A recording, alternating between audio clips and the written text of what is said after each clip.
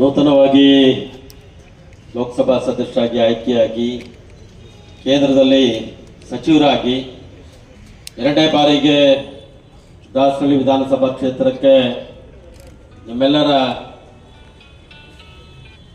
ಶ್ರಮಕ್ಕೆ ಕೃತಜ್ಞತೆ ಸಲ್ಲಿಸಲಿಕ್ಕೆ ಬಂದಿರತಕ್ಕಂಥ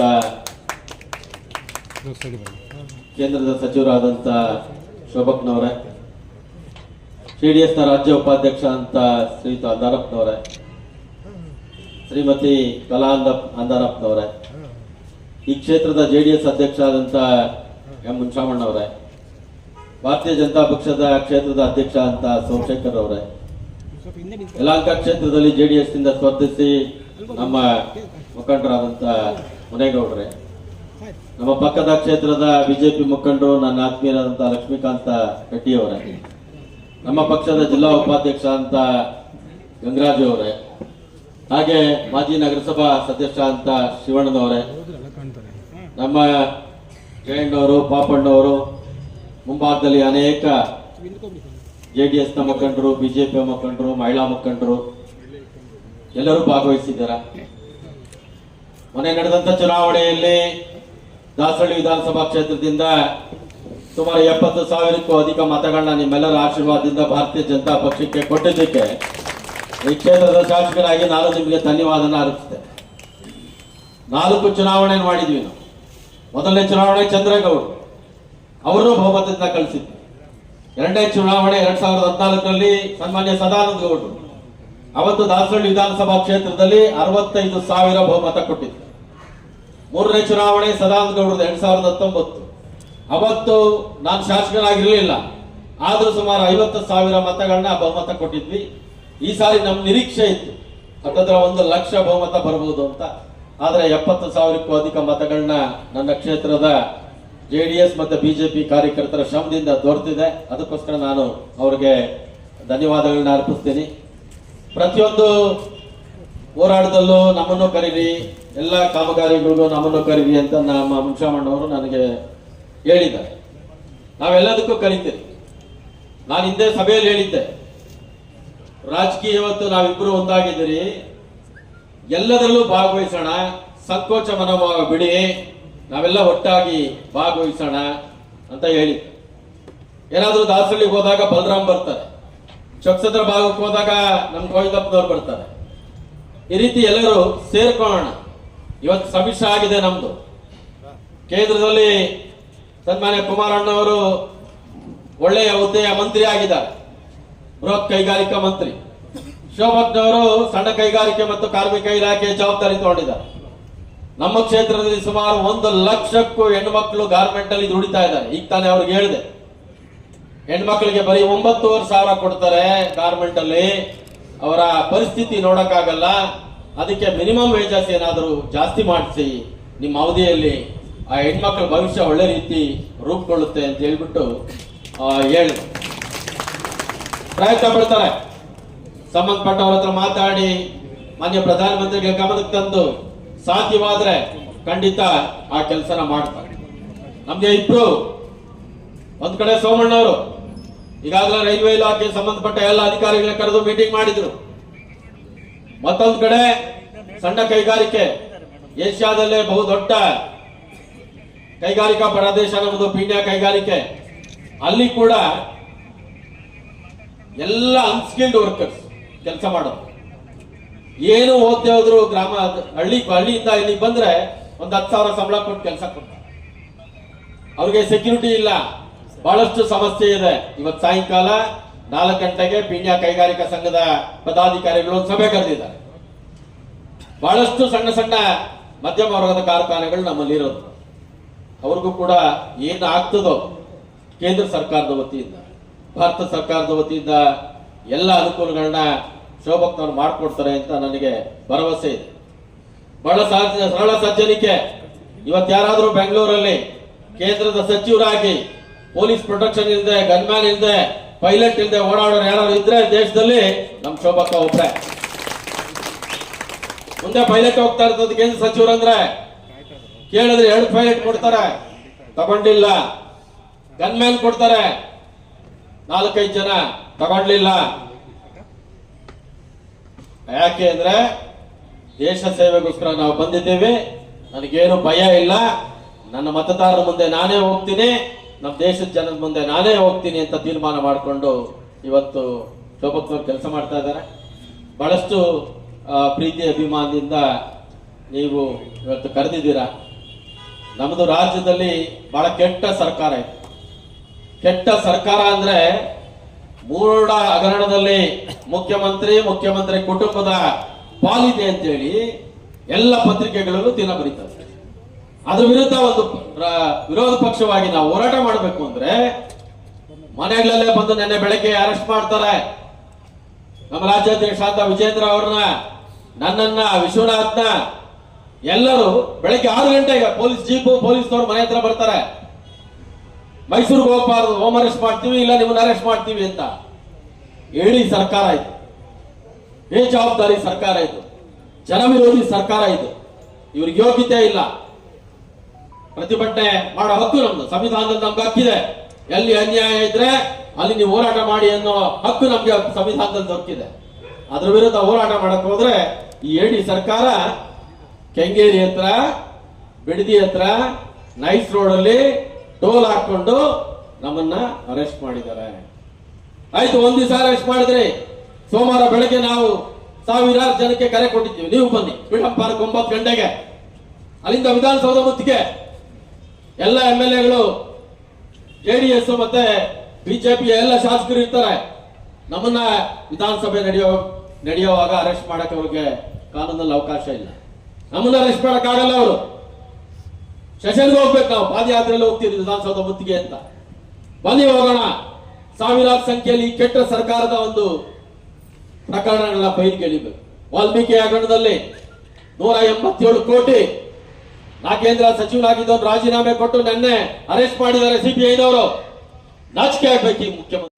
ಇವ್ರಿಗೆ ಇಚ್ಛಾಶಕ್ತಿ ಇಲ್ಲ. ರಾಜ್ಯನ ಲೂಟಿ ಮಾಡಕ್ಕೋಸ್ಕರ ಬಂದಿರ್ತಕ್ಕಂಥ ಸರ್ಕಾರ. ನಾನು ಯಡಿಯೂರಪ್ಪನವರು ಇದ್ದಾಗ ರೈತರಿಗೋಸ್ಕರ ವಿಶೇಷ ಬಜೆಟ್ ಮಂಡಿಸಿದ್ರು. ಸಾವಿರಾರು ಕೋಟಿ ರೈತರ ಸಾಲನ ಮನ್ನಾ ಮಾಡಿದ್ರು. ಭಾಗ್ಯಲಕ್ಷ್ಮಿ ಜಾರಿಗೆ ತಂದವರು 100 ರೂಪಾಯಿ ಪೆನ್ಷನ್ 500 ತಂದು ಇವತ್ತು 1000, 1200, 1400 ಬರ್ತಾ ಇರಬೇಕಾದ್ರೆ ಅವತ್ತಿನ ಆಡಳಿತ ಕಾರಣ.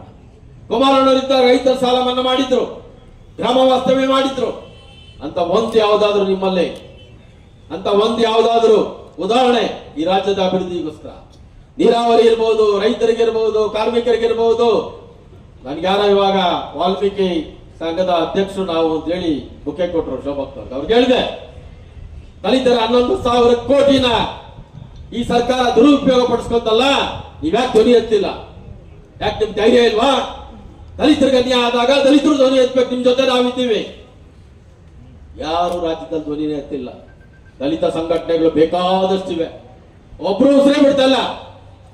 ಯಾಕೆ? ಆ ದಲಿತರ ಹಣ ತೆಗೆದು ಮೈನಾರಿಟೀಸ್ ಕೊಟ್ಟಿದ್ದೀರಾ ನೀವು.